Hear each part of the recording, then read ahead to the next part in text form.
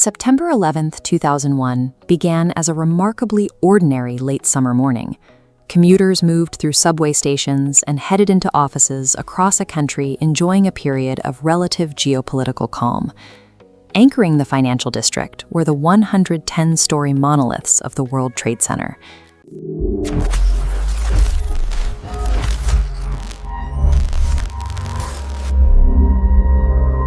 They were monuments to global commerce, built to project a sense of absolute stability and permanence.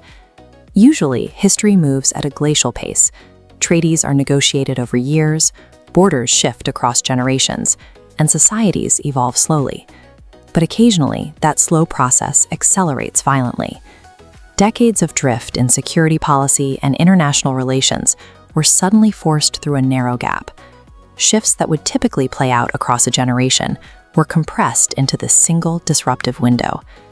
To understand the high-alert, high-friction world we navigate today, we have to look at the precise moments where that old sense of normalcy dissolved. At 8:46 a.m., American Airlines Flight 11 struck the North Tower. Without wider context, the public and government initially processed the event as an isolated aviation accident. In the early minutes, information systems struggled to keep up. News anchors were left interpreting a localized disaster in Lower Manhattan, blind to the fact that other threats were already in motion. That changed at 9:03 a.m. when United Airlines Flight 175 struck the South Tower. The accident theory vanished instantly. A coordinated assault was underway, and for a period of absolute terrifying uncertainty, no one knew how many more planes had been compromised. In exactly 17 minutes, a localized emergency had evolved into an active nationwide crisis. By 9:37 a.m., the theater of the attack expanded to Washington, D.C., as American Airlines Flight 77 struck the western facade of the Pentagon. Defense agencies were facing a scenario where the commercial aviation system itself had been weaponized. The infrastructure meant to connect the world was being used to dismantle it. The FAA ordered the immediate grounding of every aircraft over American airspace. This required controllers to safely land over 4,000 planes simultaneously, identifying any threats hidden within the dense clutter of the national radar. Controllers across the country worked through the confusion, guiding pilots to the nearest available runways while operating in a state of total alert. At 10:03 a.m., the final kinetic event occurred in a field in Shanksville, Pennsylvania, where Flight 93 crashed following a struggle with the hijackers. Within an hour, the world's most robust transportation network had been turned against the nation, and then the entire system was halted. At 9:59 a.m., the heat and structural damage caused the South Tower to fail, as the weight of the upper floors pancaked downward. A landmark of the skyline simply vanished.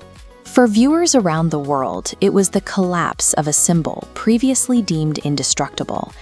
At 10:28 a.m., the North Tower suffered a similar collapse, completing the destruction of the World Trade Center complex.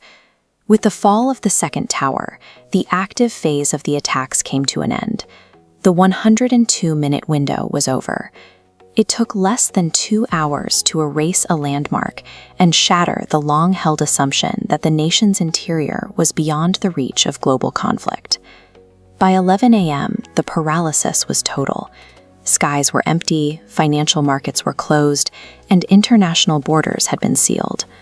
To restart the world, a massive security apparatus was rapidly assembled, a permanent network of surveillance and bureaucracy designed to preempt future threats. This created a new baseline for civilian life. The effortless, open travel of the previous era was replaced by constant, visible friction at checkpoints and terminals. These visible changes were accompanied by deeper shifts in law, 2 decades of foreign conflict, and a heightened state of cultural anxiety that remains today. The complex machinery of our present can be difficult to untangle, but the specific pressures we feel, the surveillance, the friction, and the pervasive sense of alert, trace their origins directly back to those 102 minutes.